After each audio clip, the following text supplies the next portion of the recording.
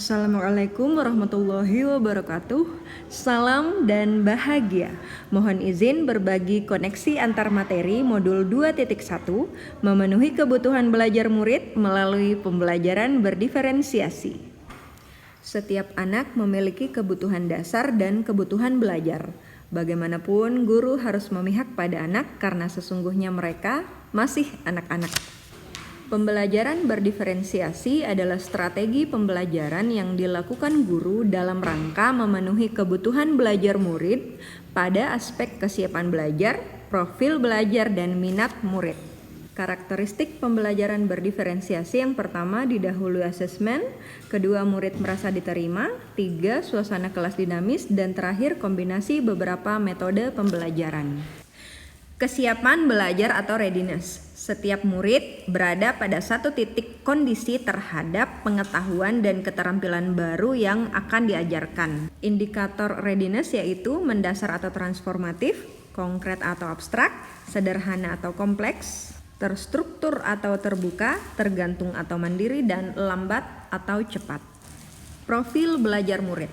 Setiap murid memiliki cara terkondusif dalam belajar yang dapat mengantarkannya secara cepat dan mudah dalam menghayati pengetahuan dan berkompeten.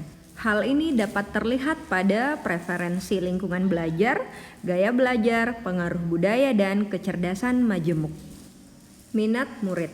Setiap murid memiliki ketertarikan terhadap suatu objek atau topik yang dapat membantu guru untuk melibatkan murid pada suatu pengetahuan dan keterampilan dalam jangka waktu lama dan perasaan menyenangkan. Area minat seperti seni, sains, bisnis, prakarya, olahraga, teknologi, sejarah, dan sebagainya. Moda ekspansinya, lisan, tertulis, rancang bangun, artistik, ide, maupun layanan masyarakat. Pembelajaran berdiferensiasi dapat dilakukan melalui tiga strategi. Yang pertama berdiferensiasi konten, kedua berdiferensiasi proses, dan yang ketiga berdiferensiasi produk. Berdiferensiasi konten yaitu memvariasikan masukan berupa ide, pengetahuan, dan keterampilan apa yang hendak dipelajari murid. Berdiferensiasi proses yaitu memvariasikan bagaimana cara murid dibantu secara cepat dan tepat untuk berupaya memahami masukan, ide atau pengetahuan serta keterampilan yang akan dipelajari hingga terwujud menjadi keluaran atau produk.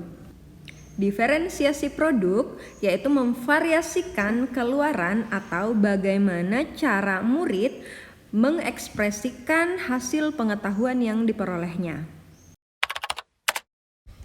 Cara yang ditempuh, pertama merumuskan tujuan pembelajaran, selanjutnya melakukan asesmen awal, penerapan pembelajaran berdiferensiasi, dan melaksanakan asesmen formatif.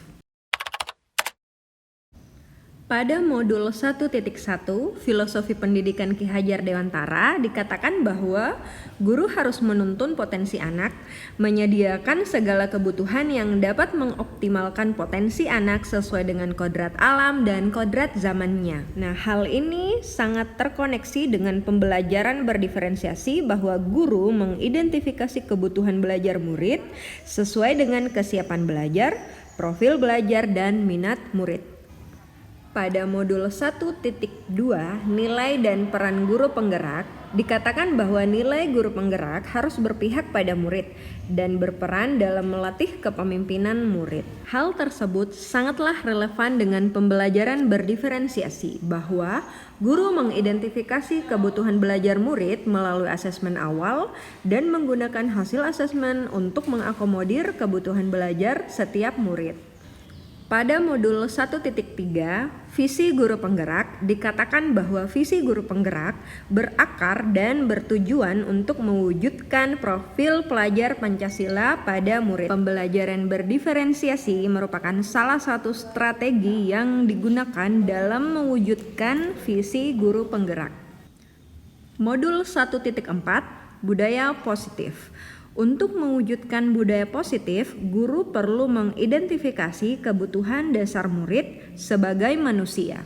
Hal ini sangat relevan dengan pembelajaran berdiferensiasi, bahwa salah satu kebutuhan dasar murid sebagai manusia yaitu kebebasan. Setiap murid berhak untuk dipenuhi kebebasannya dalam memenuhi kebutuhan belajarnya, yang terwujud dalam diferensiasi proses, konten, dan produk. Setelah mempelajari modul ini, saya mengubah cara berpikir saya bahwa setiap murid memiliki kebutuhan belajar dan saya harus berusaha mengakomodir setiap kebutuhan belajar murid. Maka saya harus memperbaikinya dengan cara saya mereview kembali tujuan pembelajaran yang saya susun, melakukan asesmen awal kebutuhan belajar murid, memetakan hasilnya dan mengkorelasikan tujuan pembelajaran dengan data kebutuhan belajar dalam bentuk strategi pembelajaran berdiferensiasi. Sikap positif saya terhadap tantangan dalam penerapan pembelajaran berdiferensiasi ini yang pertama melakukan refleksi diri dan murid secara terus-menerus dan tetap berkolaborasi menjalin diskusi dengan rekan guru dan orang tua atau wali murid. Lingkungan belajar murid tidak hanya diupayakan agar aman dan menyenangkan, melainkan juga harus menantang. Semoga bermanfaat. Mohon maaf dan terima kasih. Wassalamualaikum warahmatullahi wabarakatuh.